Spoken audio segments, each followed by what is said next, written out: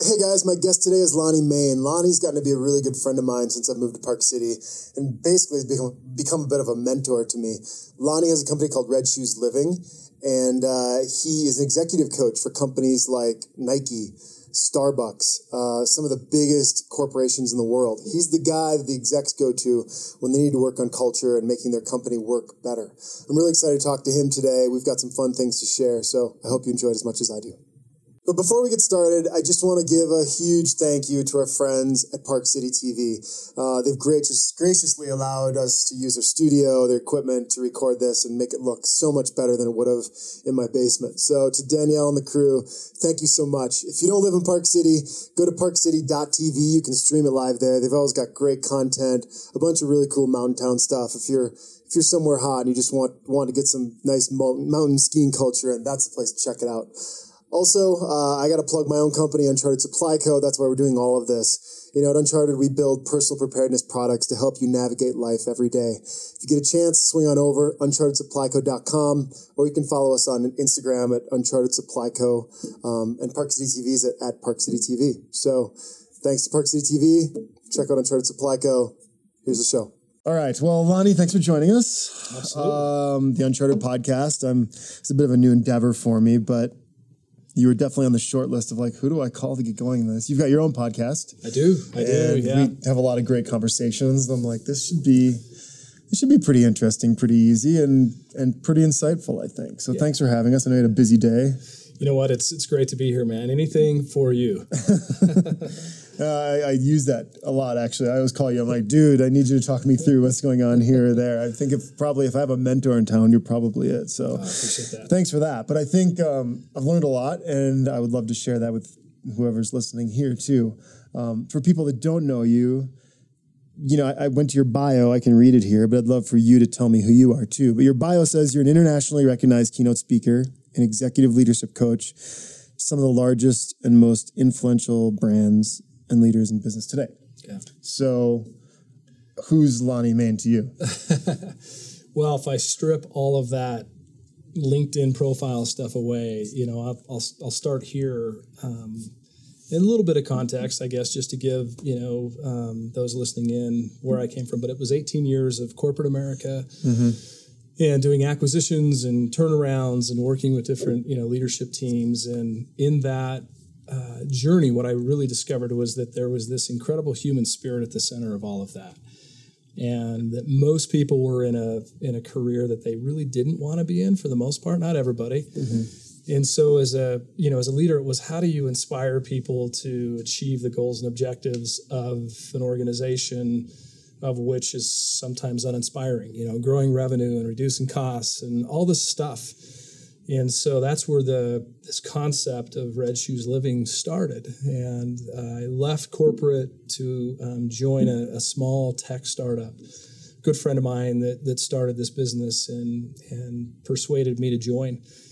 And so as we sat around, you know, at that time we said, we're not going to take any outside money in. And so how do we compete? You know, how do we become one of the biggest of the big, et cetera? And you were trying to build a consulting agency? Well, at this time it was literally before the consulting agency, it was all just business, you know, it was just getting in there. And so, you know, we had a product that was focused on customer experience and we wanted to grow this business, but we also wanted to create, and this is where the living of Red Shoes Living comes from. We wanted to create an environment where we worked with people that we really loved and appreciated, that you know, pushed ourselves, and we wanted a life. Right. And you know, you spend half your life at your job, if you think about it. If you take the sleep time on average of 8 hours and you push it aside, you've got 16 hours where I know we're both smiling as we say this because the numbers probably don't work out right. But mine are a little different. Yeah. Sorry too. Yeah. But in theory, you have 16 hours, you know, 8 you're doing your personal stuff and passions and family and hobbies and whatever, and 8 at work. Again, I know it doesn't work out. So we said, how do we make, you know, half of our life literally at work a place where we want to go and thrive and contribute and be inspired? So this Red Shoes Living concept kind of came out of that, and what we did in the tech world is we said. Well, let me stop you right there. Yeah. So you were in like corporate America, let's call it, You're an executive. Yeah. And then you sold that company or decided to start a new business, had no idea or what? Yeah. So I spent really with 4 different companies in corporate America and doing the same thing, you know. Which was? Well, I was in sales, operations, leadership, you know, at that time. And so it was just growing businesses, putting teams together of people to grow, you know, that organization sells. I mean, that was what it was all about. Okay. And so then you kind of, after the 4th one, decided we have a product, like a software product, or was it a software startup, basically? Yeah, a friend of mine had founded a small customer experience technology company, saw an opportunity, you know, in typical entrepreneur with a vision and was just going for it. So in trying to make that company better, is this where you kind of discovered your calling that you're following now? Or was it kind of one and the same? Yeah, I really discovered it when back in corporate, when we were acquiring companies and, you know, we bring 2 different cultures together. So literally it's like bringing 2 baseball teams or 2 football teams together, you know, and saying, okay, now we're all wearing the same jersey. We've been fighting each other forever, but now we're on the same team. And so you had all this stuff. You had politics and drama. You had fear, you know, because during those times you'd go in and you'd right-size the business, which meant people lost their jobs. And, you know, you were then after you're going through that, you're bringing everybody together and saying, okay, now you need to trust us. Even though we've let your buddies go and trust us and we're going to the promised land and, you know, to the moon and back, and we're all glad you're here. So what happened was it created this incredible compression with people. The human spirit would just get sucked out of the organization, and there was no innovation. There was no mavericks, so to speak, because people were fearful of losing their jobs. So I got involved right there and realized that, look, if we're going to achieve these big goals to grow sales and revenue, that we're going to have to get the spirit of the people back. Got it. So I sat every time we did an acquisition at the center of that, and I became the guy that helped reach deep inside to the individual or to the leader and say, look, you know, let's earn each other's respect. You know, trust me as we work together. Why were you the guy? What led you to be that guy? So when I go back, and I've been asked that before, I had a mentor of mine that was my dad's brother who was a turnaround guy. And when my father passed away when I was young, I would travel with him in the summers. I would sit in board meetings with him. I would visit plants with him. I would, you know, see how he interacted with people. And whether it was the receptionist at the front desk in one of the offices or somebody in the plant or another executive, I watched how he reached deep inside of people and really pulled the best version out. How old were you then? Oh, gosh, 11, 12, 13 years old. So you were tuned into that even that young. Yeah, and it had always had an impression on me. And to his credit, you know, he would then mentor me and talk to me about why that was important to him and that, you know, business was more about the people than it was about the product or the revenue growth. And so from an early age, it stuck, you know. So what did you study in college? Business, yeah. Business. So it wasn't like the human side of business. It was just straight up business. No.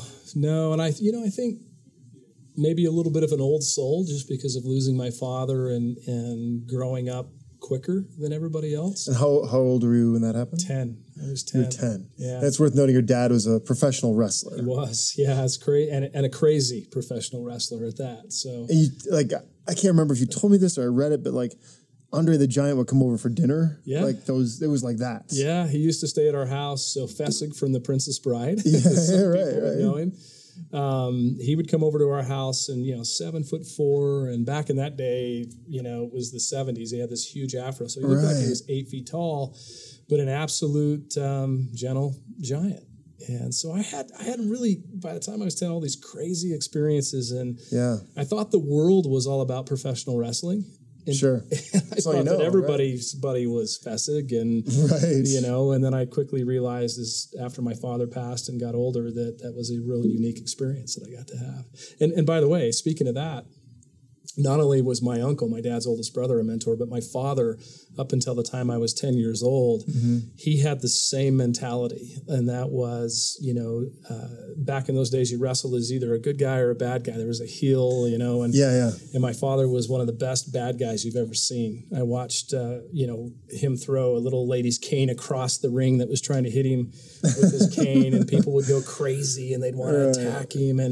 But then you would strip the ego away and the persona of Moondog Mayne, that was his wrestling name, and he was one of the most kind, charismatic human beings you've ever met. So both your dad and your uncle had this. So then does it go back to your grandpa, or? Yeah. Because they both learned it from somewhere, right? Yeah. Or is this just your genetics? Well, so I think here's where I think it came from. My grandfather was a gentleman and kind of a quiet individual, but my grandmother, her name was Blanche, and in fact, she owned what is now Grappa here in Park City. She owned that property for a long, long time, and they nicknamed her Avalanche Blanche.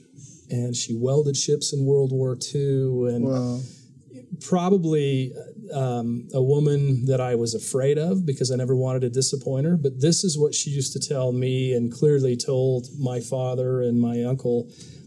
Treat everybody who has more than you as equals, and those who have less than you as kings and queens. And she would relentlessly talk about that and try to, let us know, be competitive, want you to win, crush the competition, just don't be a jerk.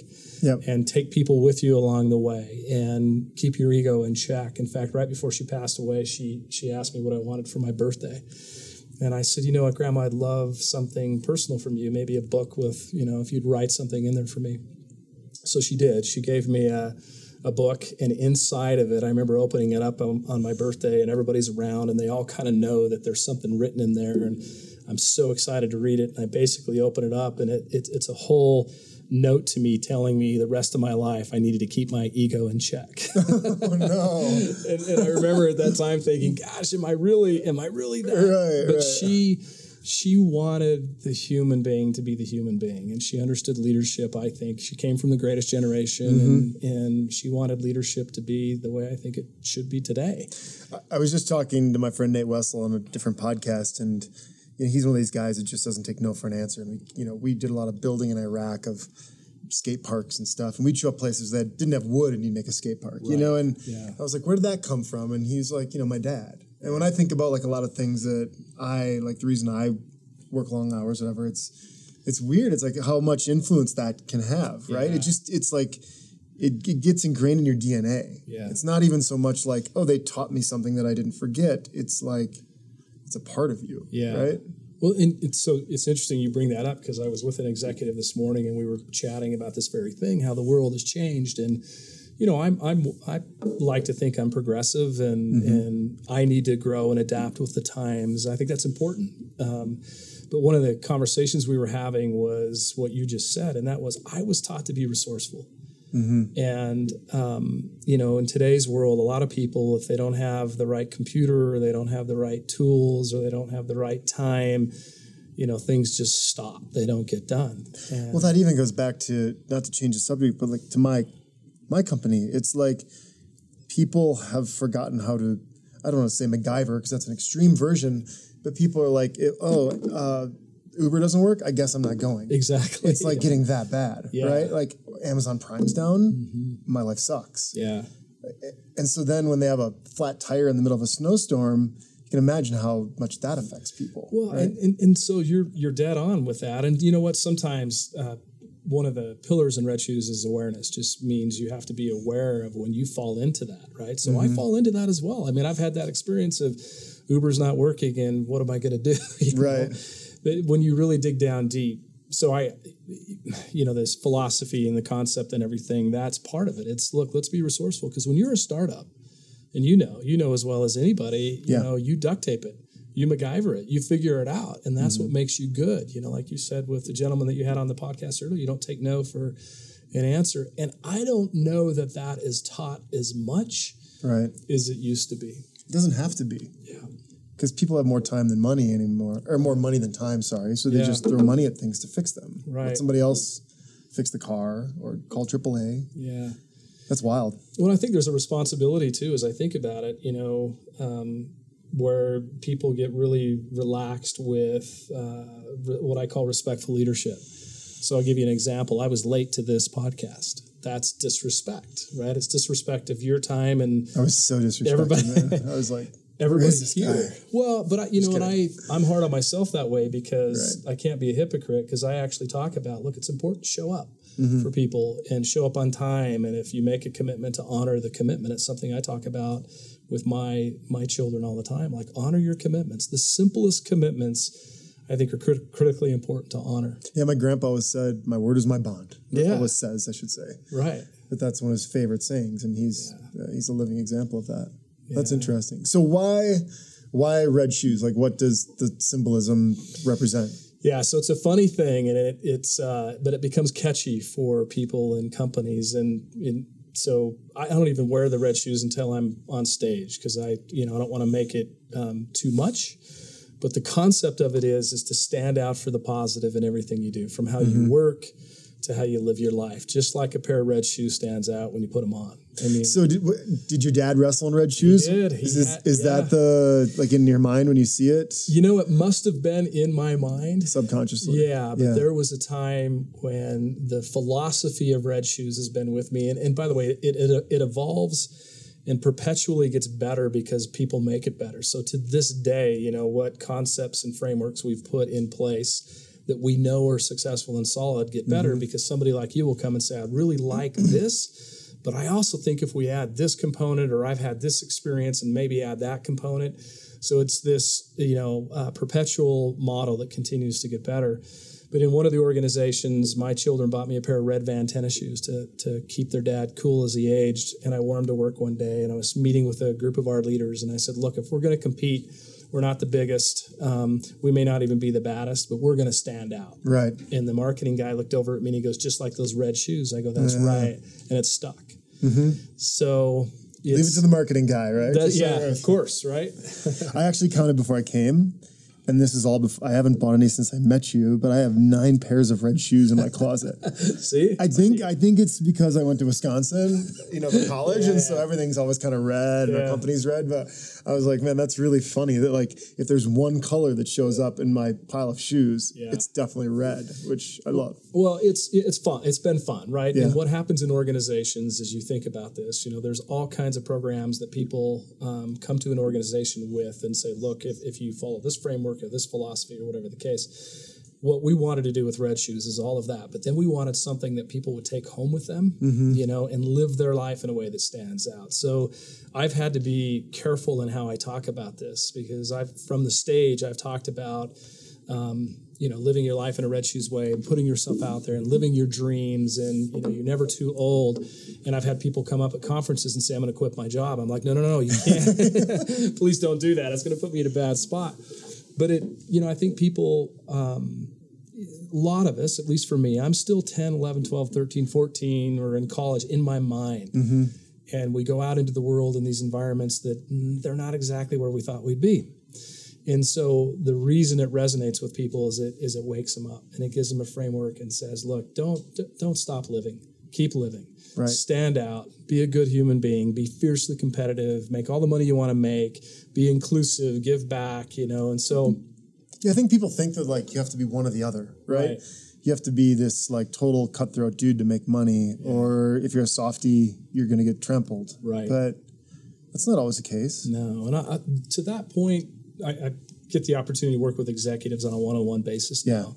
Which is not something I thought I would ever do, but it's some of the most rewarding work that I do. And when you break the ego wall down, when you get past the first 15 or 20 minutes of, I've been to the moon and back 15 times and what have you, we're all the same. We all have the same common beliefs. There's differences for sure, and there's diversity and everything. But at the end of the day, we're human beings that want to connect at a human level. We want good friends. We want to be successful in our own definition of that. So when you get all that BS out of the way and you just come to the table, that's when great work gets done. And I'm watching as the world's negative noise, if you will, is spinning out there. I'm watching good people come together, Yeah. And if you're open to that, then the opportunities just never end.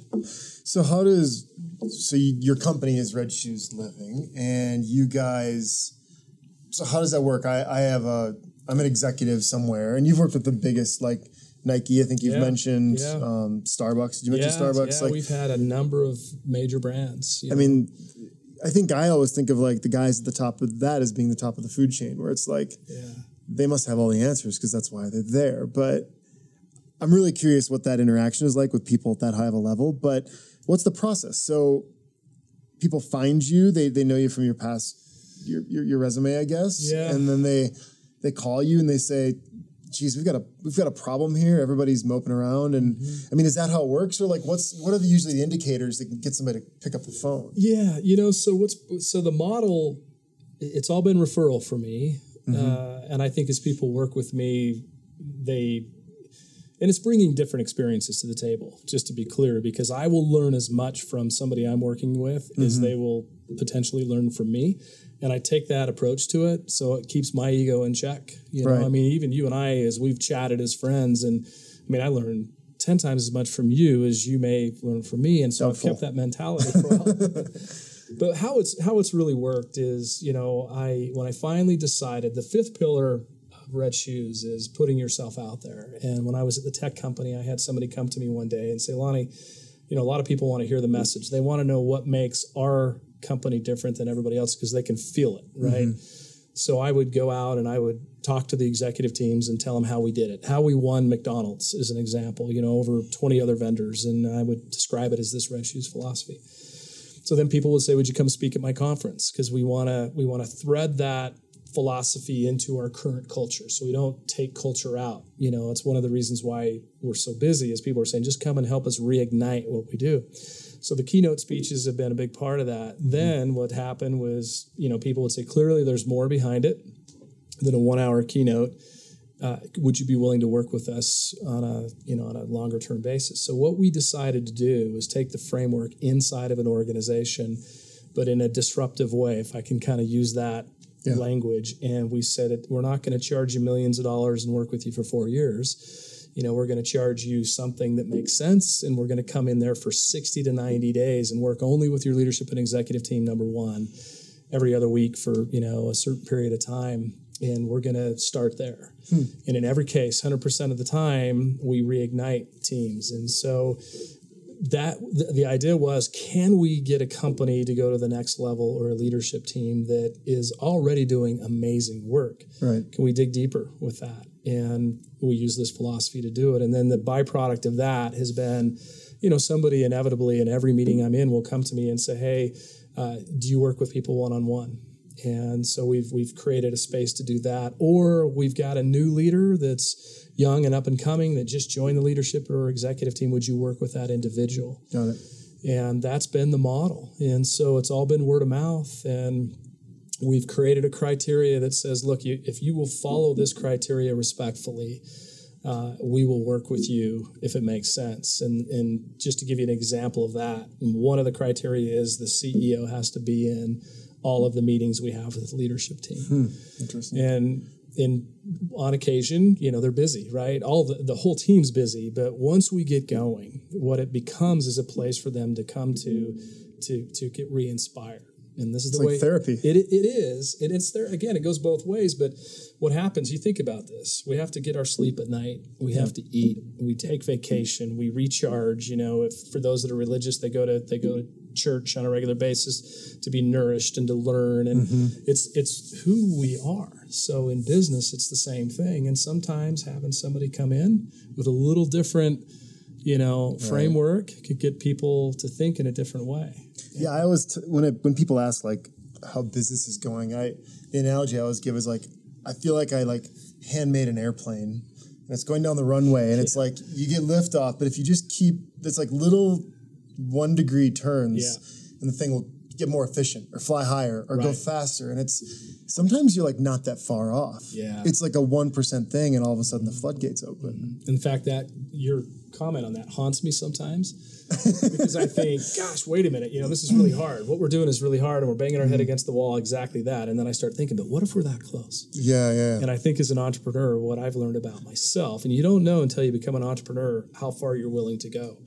but then you just keep going. I think the answer is there's no end. You just always going. Yeah. Like that's the way I look at it, is like, there are days where I'm like, it's 2:00. I don't know what else to do. I don't know how many times I ask my guys, I'm like, what are we not thinking about? Yeah. Like our checklist is done, but what else is there? There has to be something else we can do to, like, even if we move it 0.1% forward, that's progress. Yeah, totally. And it just has to be like that all the time. Yeah. Something I want to share with you that has been on my mind and we've been working on for the past 60 days in this process of getting people to think outside of the box. Like, changing perspective is a big deal. What I love about what you do as a leader and your whole company is this way, is you guys get outside of the four walls. You get up on, now we're fortunate because we're here in Park City, Utah, but you get outside of those four walls. You get to the mountains, and some of the best work comes from the chairlift or from a mountain bike ride. Totally. Right? In other parts of the world, it might be a walk around, Times Square or whatever, just to clear the head. And it's been proven that, like, if the body's moving, the brain works better. Right. I mean, unless I'm looking at a spreadsheet or something on my computer, every phone call I put on my wireless headphones and I walk. Yeah. And it just always gets better results every time. And that's the concept. I mean, It's that simple. And so we've been doing a lot of work with this negative noise. Like we talk about in companies, you have KPIs and things that are critically important in an organization. You have to do it to run your business. But you can get lost in that noise. Mm-hmm. And I've told the story before, but this is some time back. I had an executive team, and we were doing some work for them. And one of the key drivers of the customer experience technology that they had from us is we looked at the data. One of the key drivers for them was friendliness. It was just, if you focus more on being friendly in your organization and these retail outlets, the customers' satisfaction scores go up significantly. And there was an executive in the room, and I could see that this individual was thinking about that. And so I kept kind of walking down that path, and he finally said, Lonnie, I want to make sure I understand this. He said, what you're telling me is if we're nice to people, that customers will like that. And I sat there for a minute, and I looked around the room as respectfully as I could, and then he caught himself, and he realized, oh my gosh, I cannot believe I just said that. Right. And I said, look, this is the noise. It happens to us, right? We kind of get off the rails. So you get outside of your four walls, and you come back, and you gain perspective, and you come back. So this is the piece I wanted to share with you that I think might be helpful for people. We've talked with leaders and said, look, break your day down into 4 quarters. Consider it a sport, if you will. The first quarter is from 6 to 10 in the morning. The second quarter is from 10 to 2 with a halftime, which is lunch. Like, lunch is important. Mm-hmm. You need to go for a walk or go out with a friend and grab a sandwich whenever you possibly can to clear your head. Third quarter, is from 2 to 6, and then fourth quarter is from 6 to 10. So if you do this, take the first quarter of the day and say, what's one meaningful milestone that I can accomplish? Mm-hmm. And a workout for me it's meaningful to me, and it's a milestone. If I miss it, I'm off a little bit. Now, there may be 10 or 12 other things that I do that are also important personally and professionally in my business, but that one thing in that quarter I'm going to do. Second quarter is the same thing. It might be going to lunch with somebody because you're challenged with something in the business, and it's very meaningful to you, like it's important to figure it out, and this individual might have experience that will help you. So you make sure that meaningful milestone is accomplished. Mm-hmm. And third quarter, fourth quarter, same thing. So the theory is if you focus on one thing, it gets people to really quiet the noise back down and say, all right, in these 4 quarters today, what are the most meaningful milestones that I can accomplish, along with everything else that I have to do? But when it becomes meaningful to you, then you're inspired, you know, and it refreshes you. And you and I have interacted that way at times where we just ran into each other in the first quarter of the day the other day, and we sat and talked and reminisced and shared, some experiences, and at least I walked away inspired. I don't know if you did. Of course. Well, full disclosure, I was forcing myself to go swim, and I was delaying it as long as I could. No, I'm just kidding. I seem like a rock. What do you find when you go into these companies? Are there always the same obstacles everybody has that are just slightly different? Yeah. And what are they? Yeah, I love the question. So just a meeting I just came from, this came up. So yes, there's a couple of things, couple of components. One of the things is leaders and executives are hard-charging, smart students of the game. They perpetually learn, but they work themselves to death. They, many of us don't sleep. Whatever health looks like for the individual, they're not paying attention to it. Some people say, look, it's really important to me that I spend more time with my family. And, my simple response is, how's that going? Not great. Why not? Well, I'm building a business. There's these conflicts. Yeah. So that's a common theme with all leaders that I see is people slowing down. And what I tell them is you can't take care of everybody else if you're not taking care of yourself. And that shows up for people in different ways, whether it's yoga or it's mindfulness or it's, CrossFit or whatever it is, cycling. People need to pay more attention to that and do it. And what I typically get is, I know, Lonnie, but right now we're just going through a busy time. It's been almost 30 years for me, and every day has been busy. Yeah. I tell it, people always go, how you doing? I'm like, and the first thing I want to say is crazy or busy or I'm exhausted. And then I always say, I don't want to be a person that says that. It's like a default. Yeah. Because you're right. You can just be as busy as you want to be. Right. And you're definitely going to have stretches where it's busy. I mean, we've had some lately where it's taking double the hours. I mean, literally. But you got to get out of those. And I'm like you. I did an interview the other day for some magazine, and they were asking about my routine, and I thought about it. I'm like, like a lot of times I'll put like a weight vest on and run up the hill. And by the time I get to my desk, it's like a reward to sit down. Yeah. And like I'm not sitting down thinking, oh, I didn't work out, I had too much breakfast.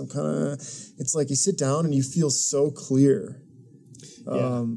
It's amazing how much better I perform when I can get a good night's sleep and get that in the morning. Yeah. Well, and so this is interesting because what's the fix to that? If that's a common theme, which it is, that I see with everybody. And I mean, even, you're fit and healthy and everything, but still, as you said, and if we're going to succeed, we have to be resourceful and we have to work hard. There's no doubt about it. There's just no way around it.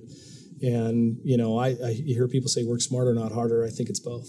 I've always thought it was both. You got to be smart, you got to work hard, you got to hire the right people, et cetera, continuously learn.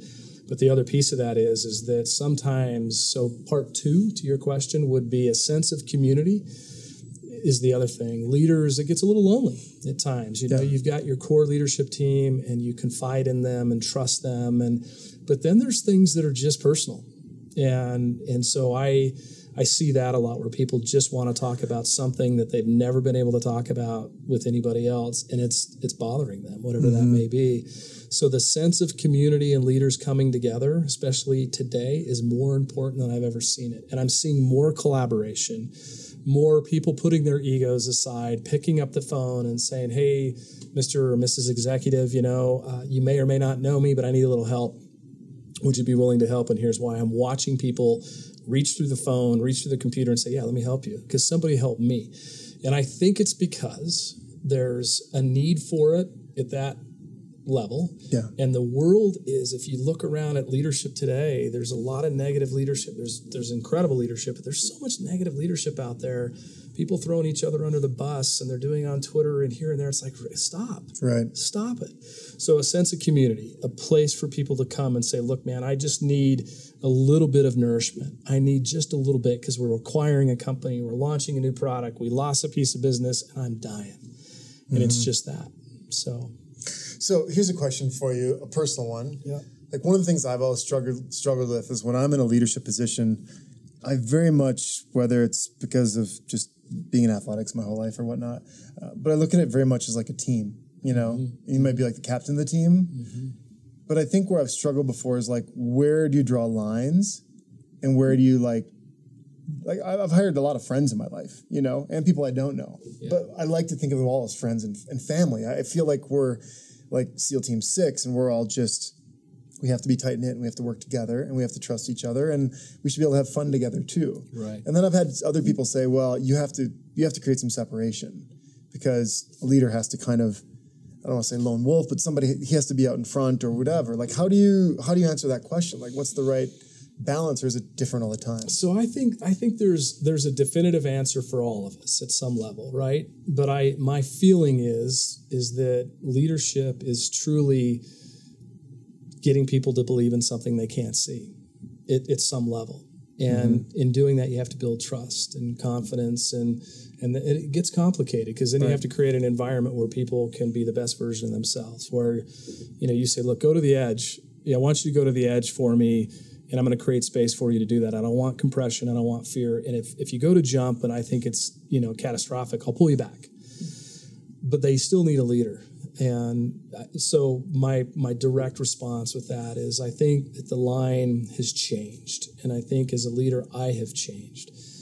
And I'm seeing great examples of leaders that have been out there for a long time where they're changing. In fact, people will come and say, you know what, I think I need to change my skill set a little bit. I'm dealing with a different generation.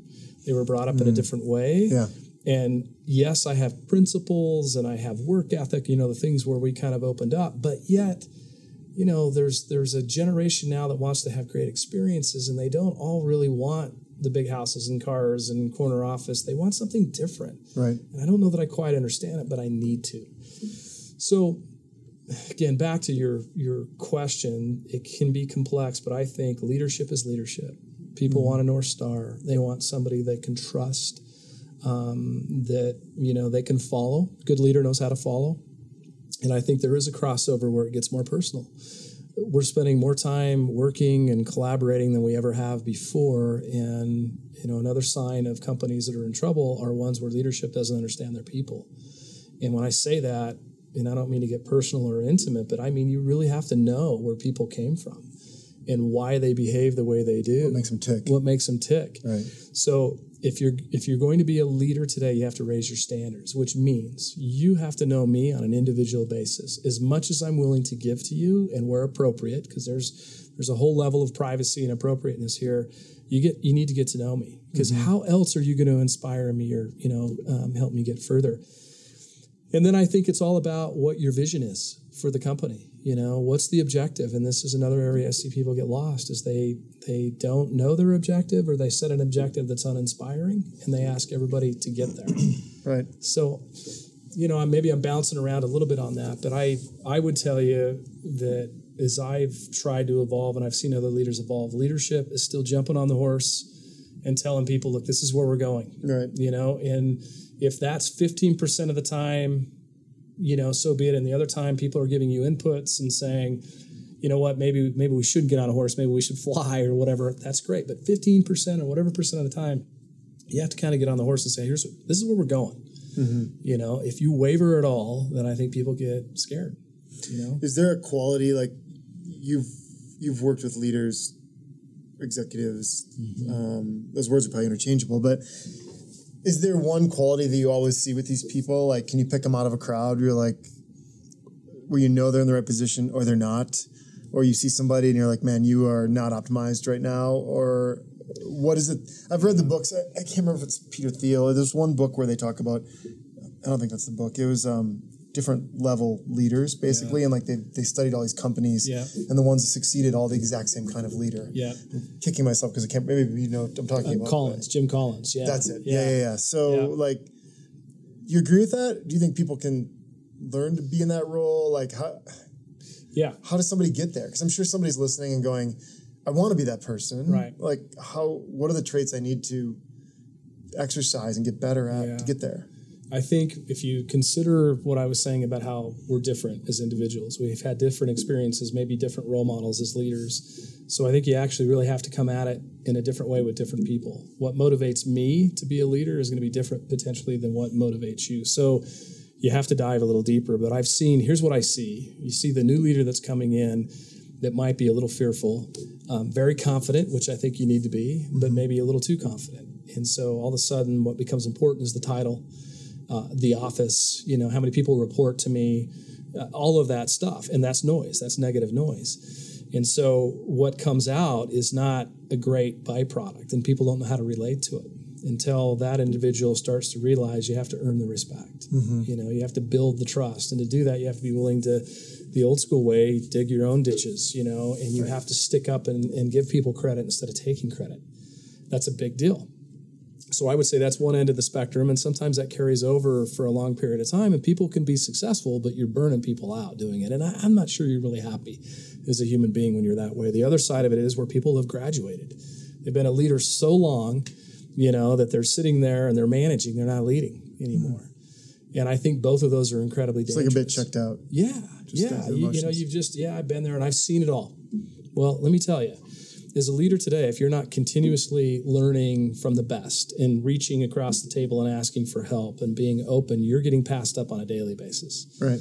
And so that's what I think good leadership is today. It's having a belief, and if there's science behind the belief, so be it. But if there's not, and it's passionate, surrounding yourself with people that can also pull you back from the edge at times if needed.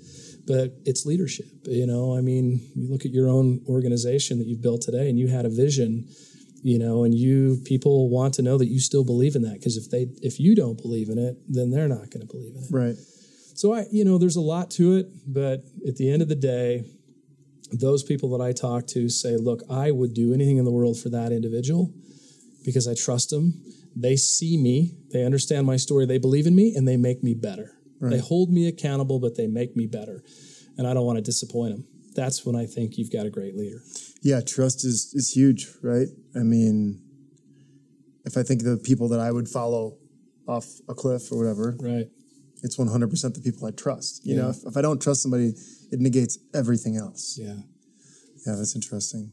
When you are hired for these gigs, does the CEO usually hire you, or does some HR person hire you and then you have to go and talk to the CEO and it's awkward? Or yeah, so usually it's been a little bit of both. The majority has been a CEO that's just said, hey, can you come in and start this process? HR has been really interesting. I do a lot of work with HR company. In fact, as of the last 3 or 4 months, because of what's happening in the world with Me Too and disrespect and literally companies and brands making decisions that go against everything they've ever been taught in their entire life because they're trying to follow a process or they're trying to. So wait, what do you mean by that in relation to Me Too? So people are trying to create new processes to make sure that they're not being insensitive to what's happening, or? Well, yeah. So here's to answer that. Let me say it this way. We live in a world today where diversity is the key to success, I think, at every level. And you hear a lot of talk coming from the tech world about women in technology and specifically women on tech boards and not just women, but all diversity. It's my belief that respect of diversity and respect of demographics, however you want to look at that, it's different experiences coming to the table to make the company and make the individuals better.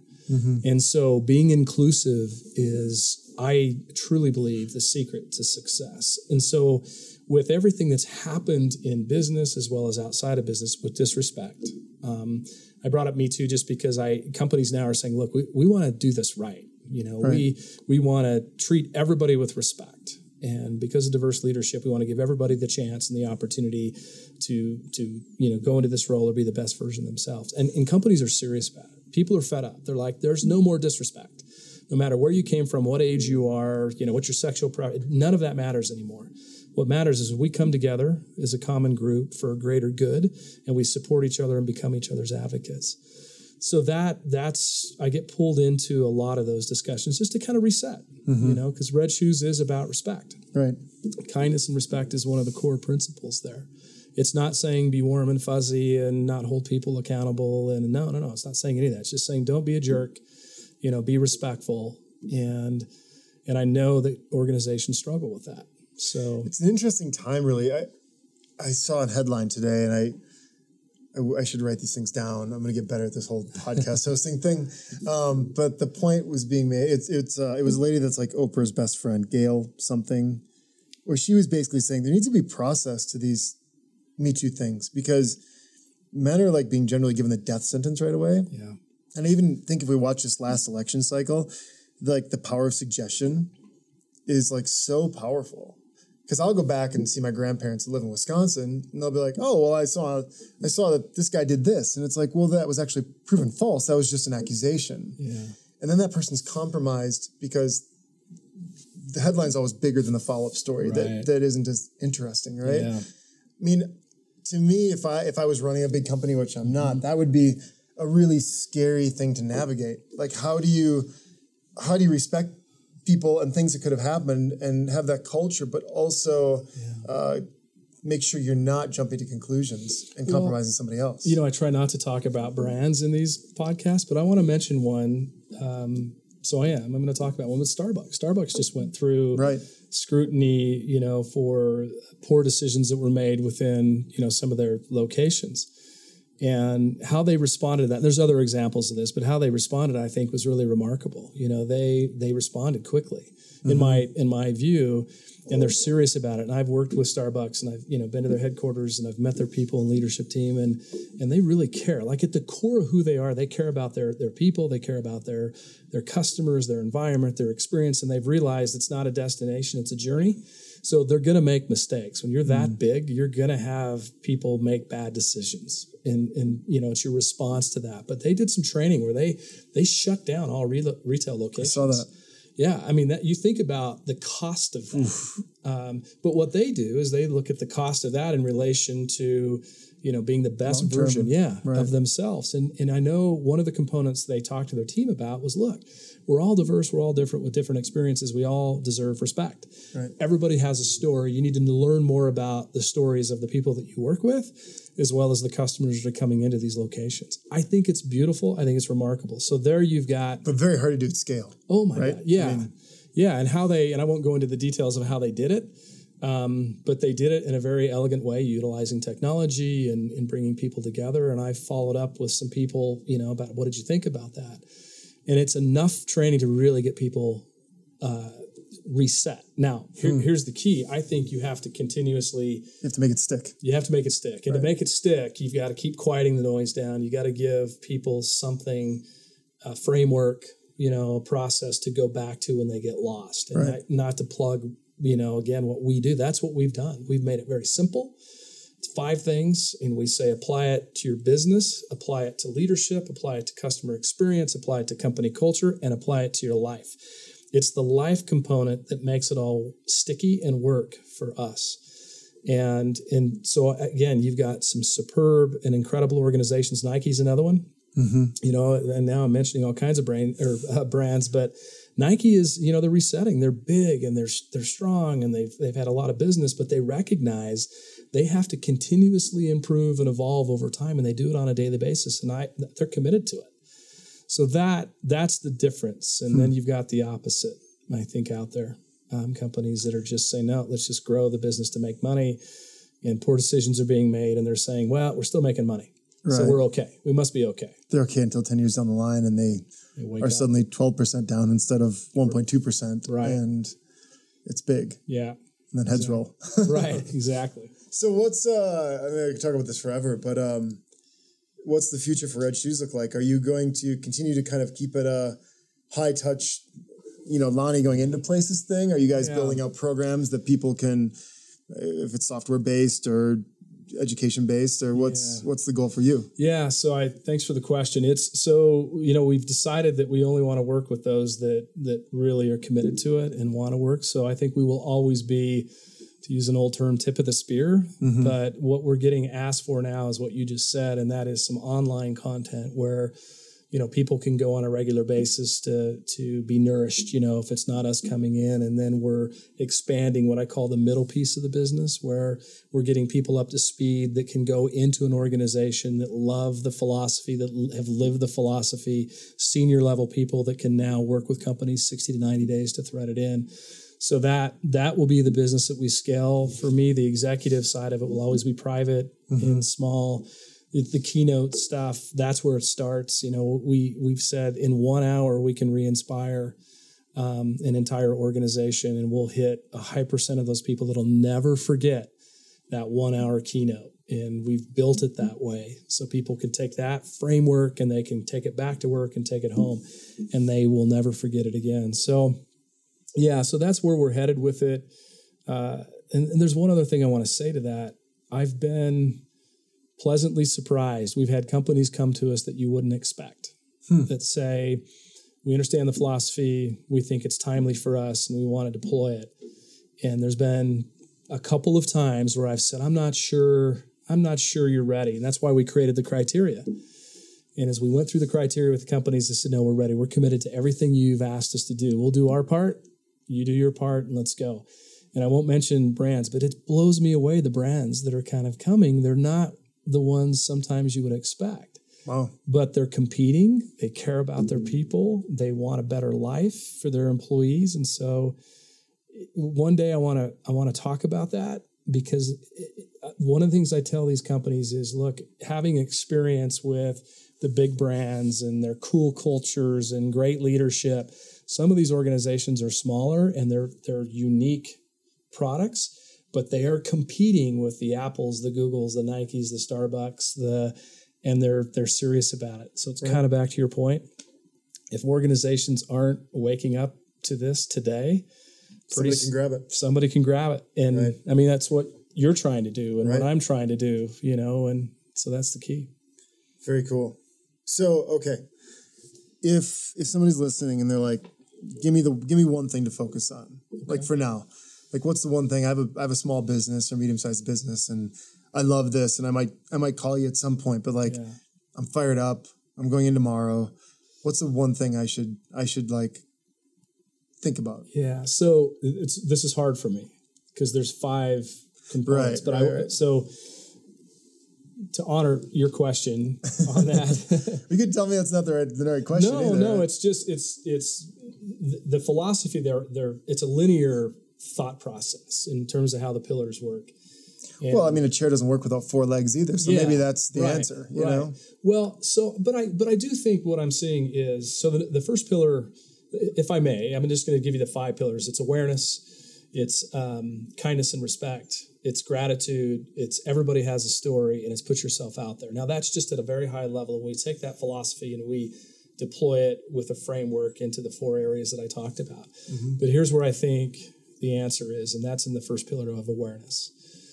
When we work with companies, they've become unaware of what is important, what they need to do. Rather, that's customer focused. They've become unaware that there's actually a human being first and a customer second there. Mm-hmm. It's the awareness of that, or the awareness of the story that the customer is bringing to the company. They kind of throw that out and just say, yeah, but I'm just tasked with closing the sale, or I'm tasked with this. I don't really care about your story. That's awareness as a leader to say, you know what, if I am a leader in today's world, I need to continuously improve and educate myself, and I need to take care of myself. It's awareness that a culture is critically important to any organization. You have the right people in your organization, and the rising tide lifts all boats, right? Right. So I would tell you awareness is the most important thing. Just keep coming back to it, being aware of when you're working too much, being aware when, you need to enhance the product because you had all this feedback that says that customers don't like it. And so for me, it's probably that. It's a little bit like AA, I think, where they say the first step is admitting. There you go. Yeah, admitting of a problem. Never thought of it that way, but I do. I haven't been through AA. I just I'm familiar with that statement. But so interesting. So one comment on that, Kirstin, if I may, too. When you're having a conversation, this may be the best way to bring awareness home. When you're having a conversation with somebody, it's being aware enough to take your phone and put it down.